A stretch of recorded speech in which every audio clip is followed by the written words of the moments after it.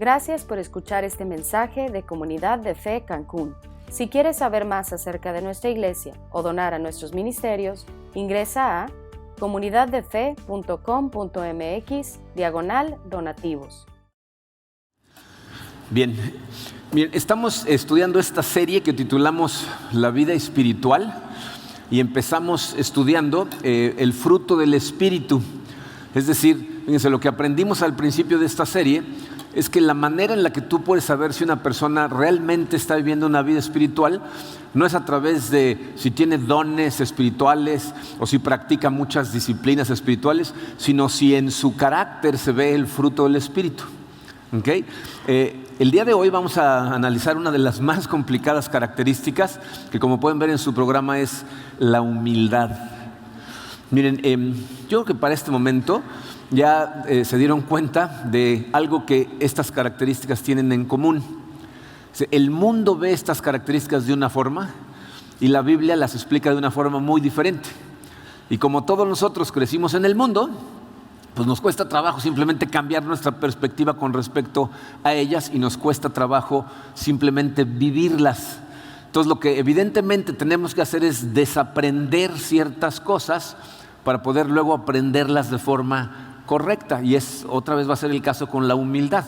La humildad no está muy bien comprendida en nuestra sociedad, de hecho tiene muy mala fama, y sin embargo en Gálatas 5:23 la Biblia nos dice que el fruto del Espíritu es también humildad. Así es de que vamos a orar, vamos a ponernos en manos de Dios y vamos a analizar lo que la Biblia nos enseña acerca de la humildad. Padre, te damos gracias, Señor, por tu amor, como lo hacemos siempre, Señor. Gracias por esta vida que tú compraste para nosotros a través del sacrificio de tu Hijo Jesucristo en la cruz. Señor, todos queremos vivir una vida espiritual, queremos vivir de forma que nuestra vida te dé gloria, Padre, y sabemos que eso es imposible sin tu ayuda. Así es de que queremos ponernos en tus manos, Señor. Sé tú el que abre nuestros ojos, el que nos explica estas cosas, el que nos ayuda a entenderlas. Entra en nosotros, Señor, y ayúdanos a comprender lo que quieres de nosotros en este momento, para que nosotros podamos salir de aquí transformados y vivamos para tu gloria totalmente. Te lo pedimos, Señor, en el poderoso nombre de tu Hijo Jesucristo. Amén. Bien, miren, a lo mejor no son conscientes de esto, pero el concepto de humildad está en nuestra sociedad bajo ataque, ¿no? O sea, a diferencia de otras características del fruto del Espíritu como el amor, la paciencia, la bondad, ¿no? Esas cosas son cosas deseables, ¿no? La alegría, el gozo en tu corazón, todo el mundo quiere esas cosas. Pero por culpa de los engaños del enemigo, fíjense, han causado que lo contrario a la humildad, es decir, el orgullo, se ha visto hoy en día como una virtud. Prácticamente, ¿no? O sea, nos tratan de animar a que seamos gente orgullosa. De hecho, no se sabían, pero este es el mes del orgullo. O sea, así lo celebran, el mes del orgullo. Fíjense cómo exaltamos y le aplaudimos a gente que se jacta de ser mejores que todos los demás, ¿no? A los atletas, a los cantantes que se jactan de que ellos son Superman, a esa gente todo el mundo le aplaude. El problema es que eso pone muy en peligro a nuestras almas, porque le causa un daño tremendo a nuestra relación con Dios y a nuestra relación con los demás. Por eso, fíjense, quiero empezar el día de hoy tratando de hacer obvias una serie de mentiras que nos dicen acerca de la humildad. ¿Okay? Es lo que dice su programa, dice mentiras acerca de la humildad. Hay dos objeciones básicas y una que está subterránea, ¿verdad? Pero la primera de ellas dice así: la humildad degrada nuestro sentido de valor propio. O sea, la sociedad en la que vivimos trata de vendernos la idea de que ser humilde significa sentirte que vales menos que otras personas o menos de lo que realmente vales. La gente que piensa estas cosas es porque utiliza ideas mundanas acerca de la humildad. Muchas veces ven a gente que es retraída o dudosa o medio miedosa, y entonces a esa gente dicen: esta es una persona muy humilde. Pero la humildad espiritual proviene de saber de quién eres, y eso es lo que te da un valor real. Porque cuando tú sabes a quién le perteneces, entonces entiendes lo verdaderamente valioso que eres como un hijo de Dios. Y eso crea una verdadera humildad que lo que hace es levanta tu valor. Sabes lo que realmente vales, ¿ok? La actitud opuesta, la actitud del orgullo, fíjense, es una actitud que te hace vivir fuera de la realidad. te hace vivir en una mentira, te hace pensar que tu valor proviene de que tú eres autosuficiente, de que tú puedes por ti mismo hacer lo que tú quieras. Y cuando tú piensas de esa manera, lo que es cortar tu conexión con la verdadera fuente de poder, porque la gente que se siente autosuficiente empieza a pensar que no necesita de Dios. Y entonces corta la línea de poder de un poder que necesitas para vivir. Cuando tú intentas la autosuficiencia, eso te lleva a vivir una vida totalmente egoísta, centrada en ti, lo cual hace que te robe por completo del propósito de Dios para tu vida. Porque Dios te creó y te puso en este mundo para desplegar su gloria. Y cuando tú estás tratando de vivir de forma autosuficiente, estás tratando de desplegar tu gloria. Y entonces, como no persigues el propósito por el que fuiste creado, tu vida se siente vacía. ¿Okay? Entonces, esa es una mentira. La segunda mentira es que la humildad mata la motivación en nuestra vida, condenándonos a la depresión. Miren, esta mentira se deriva de la idea equivocada de pensar que la motivación más alta que puede tener el ser humano es ser mejor que otras personas. Es gente que ve la vida como una competencia y piensa que siempre tiene que ganar a los otros en lo que hace. Y si eso es lo que persigues, evidentemente el autoagrandamiento o la autopromoción se convierten en el medio para el éxito, porque según esto, lo mejor que te puede pasar es tener éxito y fama en el mundo. Y entonces, si no vives tratando de alcanzar ese éxito y esa fama, vas a estar deprimido, vas a sentirte triste, vas a sentir desánimo, vas a sentirte que fracasaste. Pero esas son mentiras absolutas que el enemigo se ha encargado de popularizar en nuestra cultura. Fíjense lo que la Biblia dice. En Proverbios 18, versículos 10 y 11 dice: el nombre del Señor es una fortaleza firme, los justos corren a él y quedan a salvo. Los ricos piensan que su riqueza es una gran defensa, imaginan que es una muralla alta y segura. Entonces fíjate el contraste que está haciendo estos dos versículos. Por un lado dice, el único lugar en donde podemos estar a salvo es bajo la fortaleza del nombre del Señor, y por eso los justos corren a él y están a salvo. Dice, sin embargo, los ricos de este mundo, es decir, la gente que tiene éxito, la gente que es reconocida por los demás, a la gente a la que le aplauden, esa gente se imagina, oigan bien la palabra, está en su imaginación, no es la verdad. Dice, se imaginan que sus riquezas les proveen seguridad, es su gran defensa. Entonces, porque tienen poder, porque tienen dinero, ¿no? Porque han tenido cierto éxito, se sienten que eso los hace sentirse seguros. Pero fíjense cómo termina el versículo 12. La arrogancia va delante de la destrucción. La humildad precede al honor. O sea, cuando una persona se vuelve arrogante, ¿no?, pensando que ellos son su propia defensa, invariablemente lo que viene es destrucción. Fíjense, nada más en nuestra época, la cantidad de gente poderosa, gente que tenía control de imperios comerciales, que han sido totalmente humillados por Dios. No sé si ustedes sepan quién es Harvey Weinstein. ¿Han oído hablar de él? Harvey Weinstein. Pues Harvey Weinstein era el productor de películas más poderoso de Hollywood. De hecho, su compañía, Weinstein Productions, es todavía hasta la fecha la compañía más poderosa de producción de películas. Las estrellas más famosas, muchas de ellas le deben el estrellato a este individuo. Entonces, este individuo levantaba carreras o las destrozaba a su gusto. Y lo que la gente fuera del círculo de Hollywood no sabía es que este individuo utilizaba todo ese poder que tenía para acosar sexualmente a las mujeres, violó a más de una mujer, las encerraba en su oficina y hacía cosas, y todo el mundo lo veía como, bueno, pues es Harvey Weinstein, ¿qué vamos a hacer? Hace poco tiempo, Meryl Streep ganó un Golden Globe, ¿no?, un premio por ser la mejor actriz de una película, los Globos de Oro. Y en su discurso de aceptación, literalmente dijo, quiero agradecer a mi agente, y dijo el nombre, dijo, y a Dios, Harvey Weinstein.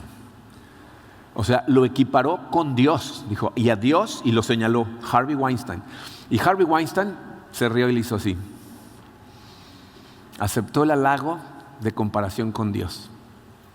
En 2017, 10 mujeres fueron al New York Times y le platicaron a los periodistas las historias de acoso y violación que habían sufrido por este individuo. Salió ese artículo del New York Times y empezó el movimiento Me Too, ¿no? Yo también, en donde montones de mujeres a través de diferentes países que han pasado por los estudios de producción de este señor, empezaron a levantar la mano y decir, yo también, yo también, yo también. En el curso de una semana, este individuo fue despedido de su empresa, o sea, la compañía que lleva su nombre, la mesa directiva lo despidió, el comité organizador de los Óscares lo expulsó de la academia. En Inglaterra le retiraron el título honorario que le habían dado y lo arrestaron y lo metieron a la cárcel.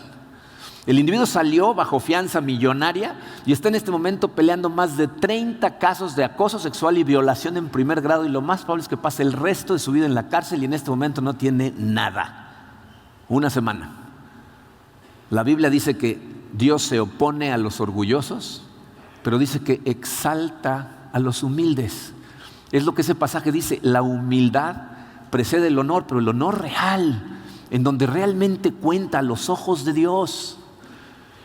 Entonces, necesitamos entender la humildad correcta, y es importante entender, fíjense, que la humildad de la que estamos hablando no es una humildad natural, es una humildad sobrenatural, una humildad espiritual.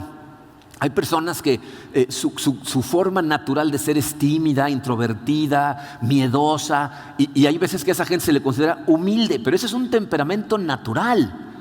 La humildad espiritual de la que estamos hablando tiene que ver con tu relación con Dios, con la forma en que tú te ves con respecto a Dios, con respecto a su providencia y con respecto a la gente a tu alrededor. Como esta es una característica espiritual, estamos hablando de un estado del corazón, de una actitud permanente del corazón. Y eso solo funciona a través del trabajo de la gracia de Dios en tu vida, no de la naturaleza. ¿Okay? Pero en conclusión, miren, la humildad no es algo malo, no es algo negativo, no es algo que causa tristeza, al contrario. La Biblia nos dice que es lo que trae exaltación y honor verdadero a las personas.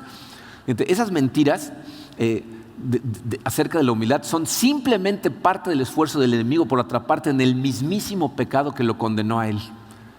Lucifer fue expulsado del cielo porque por orgullo se rebeló contra Dios y está tratando de atraparnos a todos en el mismo lugar. Y ha logrado que aquí en el mundo nosotros relacionemos humildad con debilidad. Y la única razón por la que pensamos esas cosas es porque no entendemos el significado de humildad. Entonces necesitamos definirla. Dice, el verbo que utilizamos o que utilizaron en griego para decir humildad es prautes. Así es, prautes. Y les voy a decir lo que significa. Literalmente significa amansar. Por eso las versiones más antiguas traducen en vez de humildad como mansedumbre, porque es el verbo que se utilizaba para, por ejemplo, domar a un animal. ¿Okay? Pero piensa en esto, fíjate, si tú domas a un caballo, le quitas las fuerzas, le quitas la energía, le restas recursos, degradas su dignidad. En lo más mínimo lo que haces es ponerla bajo control. O sea, piensa en dos imágenes contrastadas: un caballo salvaje corriendo por el monte, por todos lados, y un caballo de trabajo generando con su fortaleza productividad bajo el control de un hombre. Esa es la idea que la Biblia nos trata de pasar acerca de la humildad espiritual. Fíjense, humildad significa ponernos totalmente bajo el control de Dios para su gloria y sus planes. Somos humildes cuando nosotros nos entregamos a Dios para que Él sea quien controle todo lo que nosotros somos para su gloria y sus planes. Y el mejor ejemplo que tenemos de esto, evidentemente, es Jesucristo. Él es nuestro ejemplo. Dice, en la Biblia nos pintan dos imágenes muy claras acerca de quién es Jesucristo. Si vas a lugares como Apocalipsis 5, ahí le llaman a Jesús el león de Judá, ¿no? Esa es una imagen de poder, ¿no? Pero si vas, por ejemplo, al primer capítulo de Juan lo llama el Cordero de Dios, que es una imagen de humildad, de mansedumbre. Tú no puedes obtener una imagen real, exacta de Jesucristo si nada más te enfocas en una de las dos imágenes. Necesitas a las dos. Por ejemplo, ¿ustedes recuerdan lo que sucedió en el huerto de Getsemaní la noche que llegan a arrestar a Jesucristo? Llega una turba de gente, ¿no? La chusma viene con palos y los soldados vienen armados. Y Pedro saca su espadita, ¿no?, para defender a Jesucristo. Y Jesucristo lo regaña. Le dice, Pedro, guarda esa espada. Le dice, el que vive por la espada, muere por la espada. Pero fíjate las palabras que le dice. Mateo 26, versículo 53 dice, ¿crees que no puedo acudir a mi Padre y al instante pondría a mi disposición más de 12 batallones de ángeles? Se le dice, pero ¿tú crees que no me podría yo defender? ¿Crees que este grupito de personas podrían vencerme si yo no quisiera que lo hicieran? Fíjate, todo lo que tenemos que hacer es leer Apocalipsis. Vayan a la batalla de Armagedón, en donde millones y millones y millones de personas vienen contra los ejércitos del cielo que están siendo liderados por Jesucristo, y Jesucristo dice, se acabó, y todos se mueren. 2 palabras. Si tú crees que necesito defensa, entonces ahí lo que estamos viendo, fíjense, es la potencia del poder de Jesucristo, pero también estamos viendo su control. Porque no simplemente los destruyó, se controló. La pregunta es, ¿por qué se controló? Vean lo que dice el versículo 54. Dice, pero entonces, ¿cómo se cumplirían las escrituras que dicen que así tiene que suceder? O sea, ¿por qué se controla? Para que se cumpla el plan de Dios. Eso es lo que significa ser espiritualmente humilde. Reconocer que el plan de Dios está por encima del mío. Y entonces yo le doy prioridad a su plan. Me pongo en sus manos, ¿verdad?, para que Él controle todo lo que yo soy para su gloria. Eso es verdadera humildad espiritual. La pregunta es, ¿cómo logramos esa humildad como patrón de vida? Porque les voy a decir lo que no se requiere de nosotros. Lo que Dios no espera de ti son flashazos de humildad. Que de repente seas muy humilde, pero normalmente no lo seas, ¿no? Imagínense de qué le hubiera servido Jesucristo a Dios si de vez en cuando fuera humilde, pero de vez en cuando eliminara a todos sus enemigos.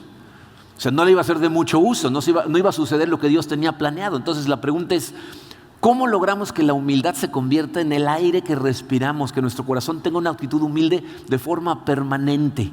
Miren, lo que vamos a estudiar es lo que podemos llamar el camino a la humildad.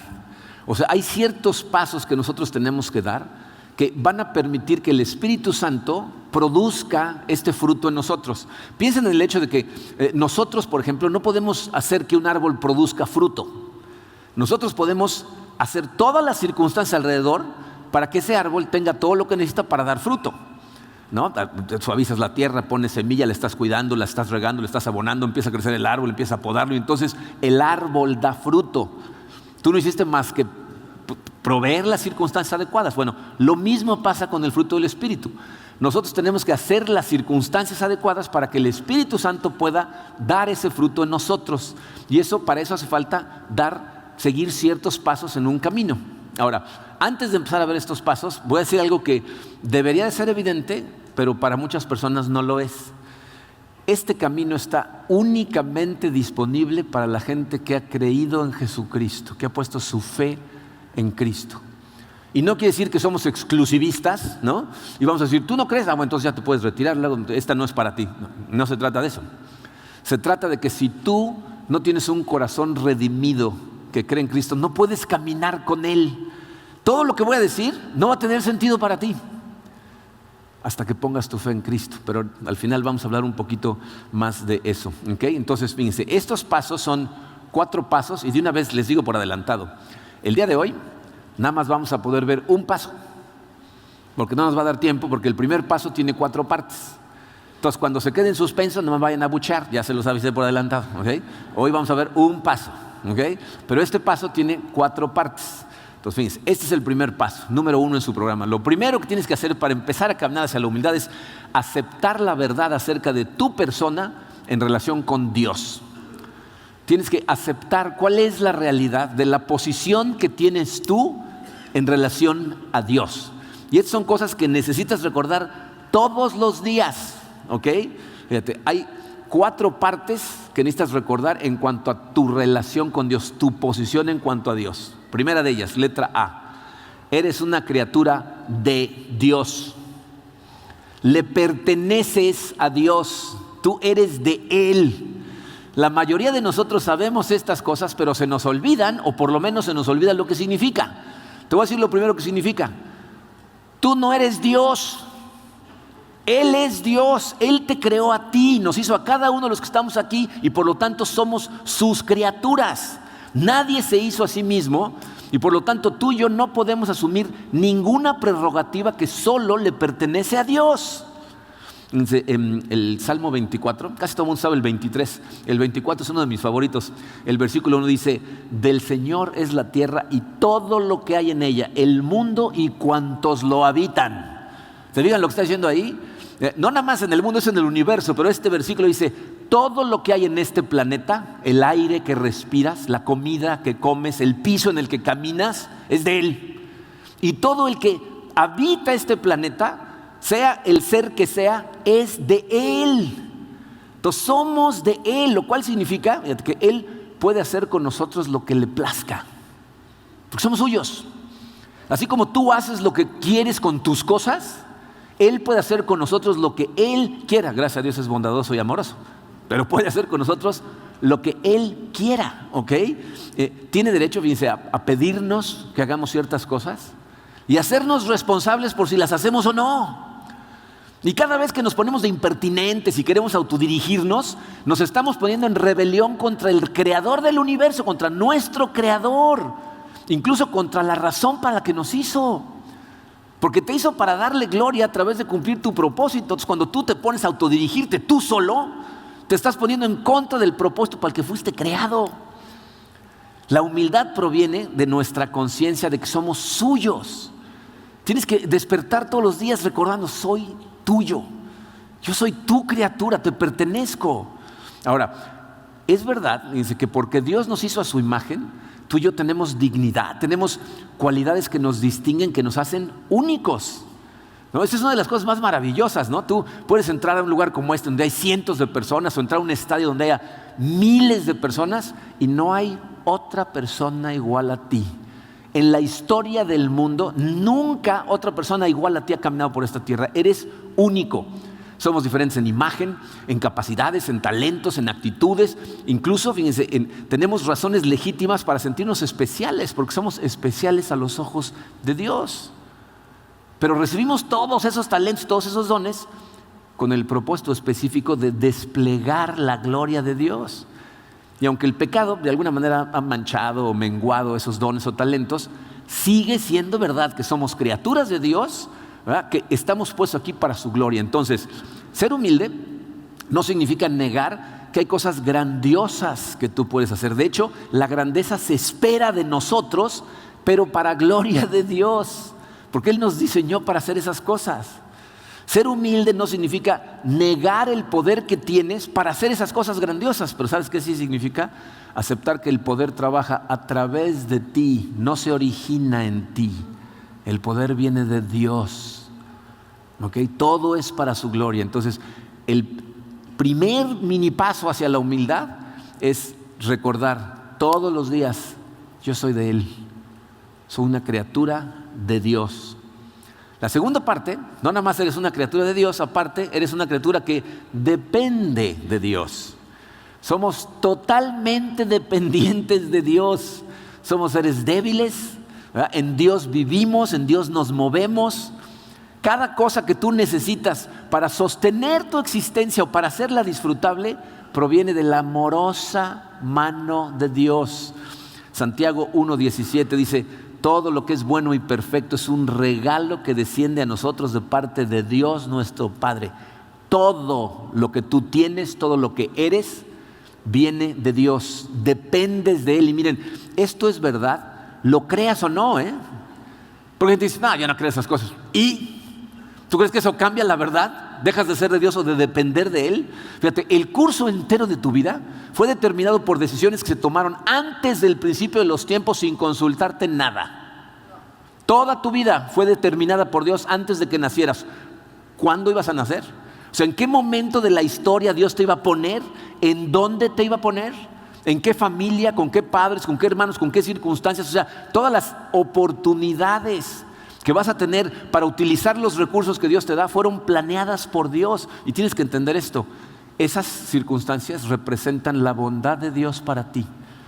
Muchas veces la gente no entiende eso. No le gustan sus circunstancias, entonces no lo puede ver como la bondad de Dios para ti. Pero Dios tiene un plan para ti. Te dio las cosas que necesitabas para llevarlo a cabo. Y si te puso ahí es porque eso es lo mejor para ti. Si lo ves como lo está describiendo la Biblia, y entonces lo vas a ver como la bondad de la que dependes, porque la necesitas. Y cuando pensamos, aunque sea por un momento, como lo hacemos todos de vez en cuando, yo soy el capitán de mi vida, yo proveo para mí mismo, significa que tu corazón se está llenando de orgullo.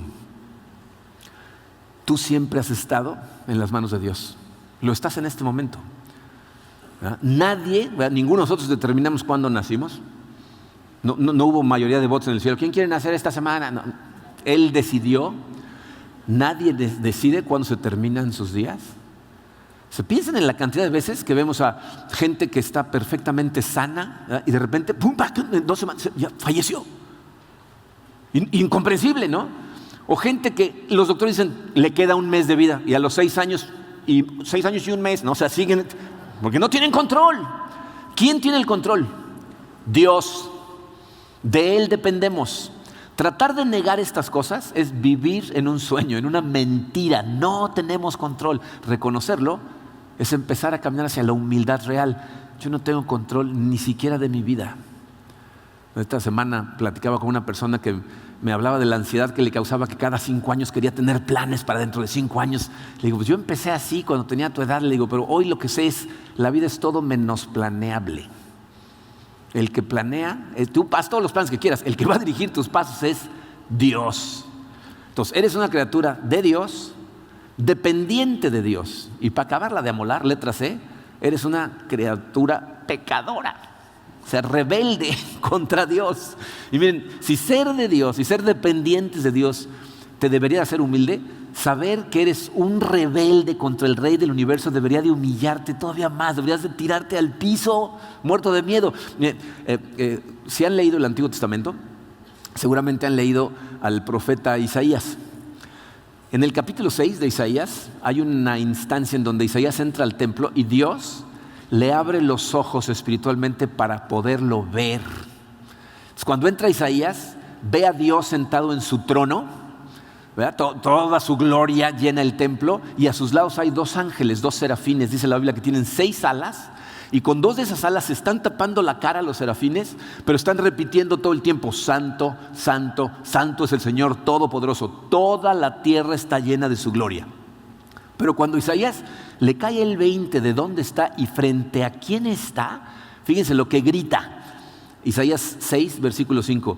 ¡Ay de mí! Soy hombre muerto.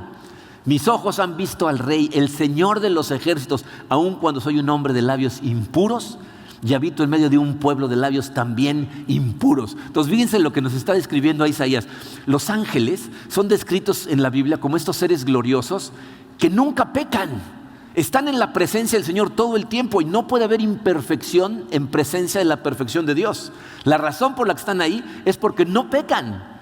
Pero esos ángeles, ¿verdad?, que nunca pecan, tienen la cara tapada porque no se sienten dignos de estar en presencia del Rey del universo y lo están alabando día y noche. Y nosotros, rebeldes, pecadores, ¿verdad?, que nos pasamos constantemente levantando nuestro puño contra el Rey del universo, nos rehusamos a doblar nuestras rodillas ante Él.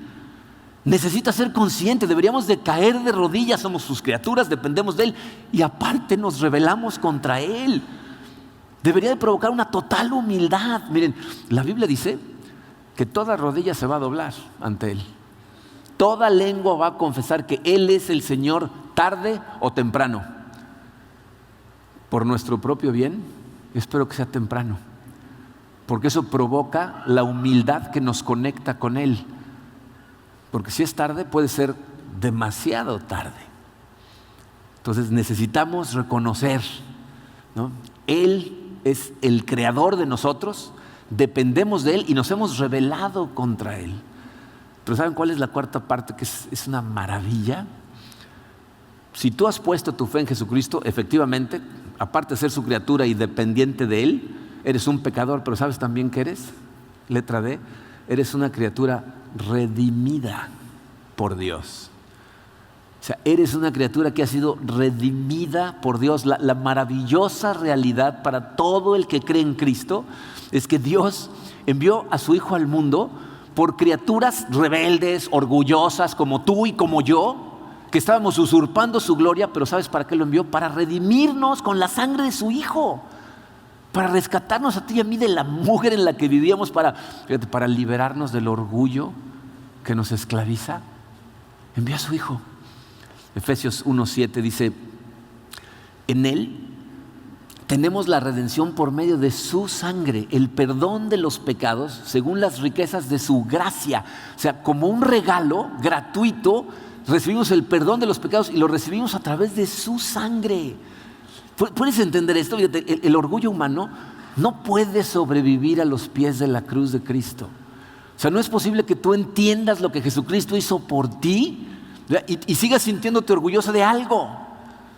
Si tú de verdad quieres permitirle al Espíritu Santo desarrollar esa maravillosa humildad, necesitas mantenerte al pie de la cruz. Sigue alimentando a tu mente con este pensamiento todos los días: Jesús me amó, Jesús dio su vida por mí, aun cuando yo estaba en rebelión contra de Él. Miren, a través de mi vida he tenido la oportunidad de escuchar a muchos pastores dar diferentes analogías de lo que significó el sacrificio de Cristo por nosotros. Una vez escuché a un pastor de jóvenes hacer esta analogía. Estaba hablando de un pelotón en la guerra de Vietnam. Era un grupo de soldados que llevaban cierto tiempo en la guerra juntos y están en una trinchera, ¿verdad?, cuando de repente cae una granada viva en medio de ellos, ¿no? O sea, ya sin el seguro puesto. Entonces todos voltean y el que está más cerca, ¿verdad?, se hace consciente de que la granada los va a matar a todos. Y entonces instantáneamente se avienta sobre la granada y absorbe el grueso de la explosión y le salva la vida a todos sus compañeros de pelotón. Entonces este pastor dice: eso es lo que Jesús hizo por ti. Pero si te pones a pensarlo, te vas a dar cuenta que lo que Jesucristo hizo es mucho más asombroso que lo que hizo ese valiente soldado. Porque cuando Jesucristo murió en la cruz, no murió por sus amigos, murió por sus enemigos. Estaba muriendo por los que lo estaban crucificando, por los que le escupieron, por los que rechazaron su mensaje, por los que mintieron para poder juzgarlo. Estaba muriendo por nosotros, rebeldes y pecadores. Entonces tienes que entender, eres una criatura redimida. Aun cuando eras un rebelde contra Dios, vino y murió por ti. Ese es el camino a la humildad. Inicia con la forma en que piensas acerca de quién es Dios, en dónde estás tú y acerca de la realidad que vivimos en relación con Él. Entonces necesitas empezar tus días pensando: soy una criatura de Dios, soy tuyo, Señor. Haz con mi vida lo que tú quieras, sé que dependo de ti, gracias por tu bondad. Sé que soy un pecador, Señor, sé que aunque me arrepiento de las cosas que hago, vuelvo a pecar, pero por la gracia de Dios somos criaturas redimidas por Él.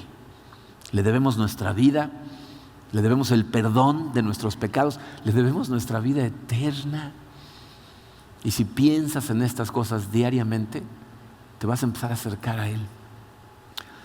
Pero les voy a decir lo que me preocupa. Nos vamos a detener aquí porque faltan 3 pasos que no tendríamos ni de broma tiempo para desarrollar. Pero antes de cerrar, miren, ¿saben qué realmente me preocupa?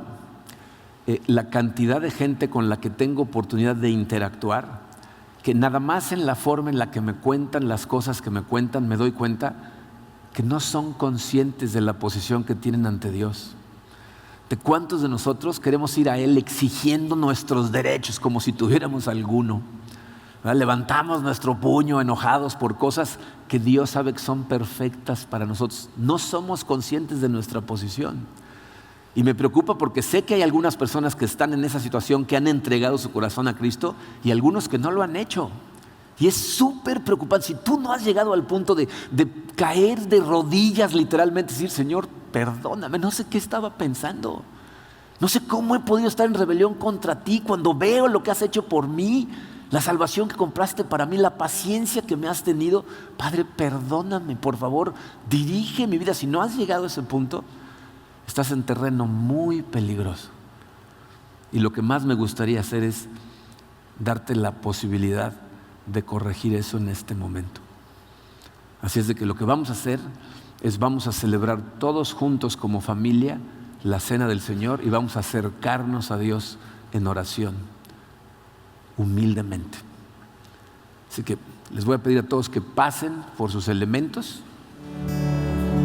Vamos a orar. Padre Santo, te damos tantas gracias por tu amor. Te damos gracias por esa paciencia increíble que has tenido con todos nosotros, Señor, que aún siendo rebeldes, habiendo nacido tus enemigos, tuviste la profundidad de amor de enviar a tu Hijo Jesucristo, Señor, para realizar ese increíble sacrificio. Te doy gracias, Señor, por el corazón de todas las personas que están escuchando estas palabras, por aquellos que han escuchado tu llamado, han sentido tu llamado espiritual, han respondido y han puesto su fe en ti. Te doy gracias por aquellos que son conscientes consistentemente de quién eres tú, de quiénes somos nosotros, de que son criaturas tuyas que dependen absolutamente de ti, Señor, que se saben pecadores, pero tan se saben redimidos que viven en total agradecimiento y humildad para tu gloria. Te doy gracias por todos ellos. Te doy gracias también, Señor, por la gente que ha puesto su fe en ti, pero constantemente se nos olvida, Señor, quién está en control, quién debería de estar en control, cuál es nuestro rol de servirte totalmente, amar a la gente a nuestro alrededor, de servirte con todos nuestros recursos, Señor. Perdónanos por olvidarlo tan constantemente, Señor, y regresar a la rebelión. Gracias por la paciencia que nos tienes, gracias por esperarnos con brazos abiertos, gracias que cada vez que nosotros confesamos esa rebelión, Señor, tú nos perdonas. Y te pido especialmente, Señor, por la gente que no te conoce, por la gente que no ha escuchado ese llamado, no lo ha sentido, que lo han sentido pero lo han rechazado. Padre, ten misericordia de cada uno de ellos. Ayúdales a ser conscientes de que el hecho mismo de que estén escuchando estas palabras significa que los estás llamando, que estás tirando una línea a su corazón, Padre, que respondan a ti, que sean conscientes de en dónde están y quiénes son y de quién eres tú, Señor, el Rey del universo, justo, amoroso, perfecto, que los está llamando a su familia. Te pido, Señor, que el día de hoy sea el día en que su corazón sea quebrantado y quieran acercarse a ti, Padre, reconociendo su rebelión, reconociendo su pecado y rogándote que entres a sus vidas. Te damos gracias todos, Padre, por ese increíble sacrificio que nos redimió. En este momento recordamos, Padre, con dolor y con gozo, el sacrificio que tuviste que hacer por nosotros. Recordamos a tu cuerpo entregado a la cruz mientras nos comemos este pan.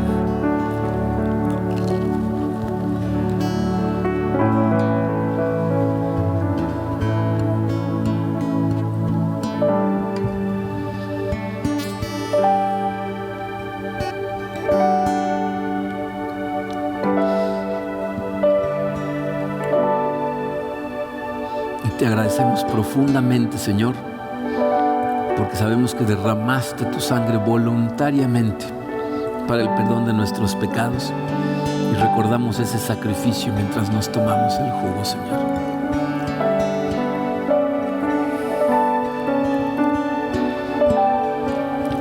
Gloria a ti, Señor, que por el sacrificio que hiciste hoy estás sentado a la derecha del Padre y reinas con poder. A ti te damos toda la gloria, toda la honra. Gracias, Padre, en el poder de tu Santo Espíritu y en el poderoso nombre de tu Hijo Jesucristo. Amén.